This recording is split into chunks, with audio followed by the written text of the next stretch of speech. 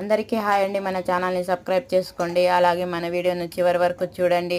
ఈరోజు ఈ వీడియోలో మనం ఎగ్ ఆలు కర్రీ ఎలా చేయాలో ఈ వీడియోలో చూసేద్దాం. ఈ వీడియో మీరు కూడా చివరి వరకు చూసి మీరు కూడా మీ ఇంట్లో ట్రై చేయండి. చాలా త్వరగా అవుతుంది, చాలా టేస్ట్గా ఉంటుంది, చాలా అన్నంలకి చపాతీలకి చాలా చాలా బాగుంటుంది. మీరు కూడా ట్రై చేయండి. అలాగే ఏ కర్రీ ఎలా చేయాలో ముందుగా ఈ వీడియోలో మనం చూసేద్దాము. ముందుగా 3 eggs 2 ఆలును తీసుకొని వాటర్లో ఉడికించి పక్కన పెట్టుకున్నాము.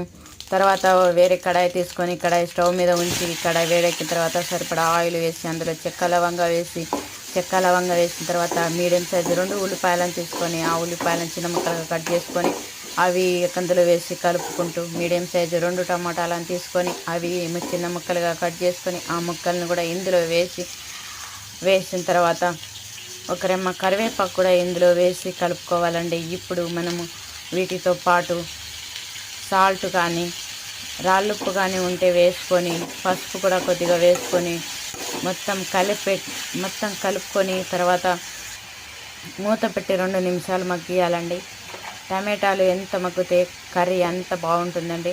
ఏ కర్రీ అయినా సరే టమాటా మగ్గిన దాన్ని బట్టి ఆ కర్రీ టేస్ట్గా ఉంటుందండి. టమాటాలు చక్కగా మగ్గించుకోవాలండి. మధ్య మధ్యలో కలుపుకుంటూ మగ్గించుకోవాలి, లేదంటే అడుగంటిపోతుంది. మీడియం సైజులో ఉంచుకొని స్టవ్ను కూడా మీడియం సైజులో ఉంచుకొని చేసుకోవాలండి.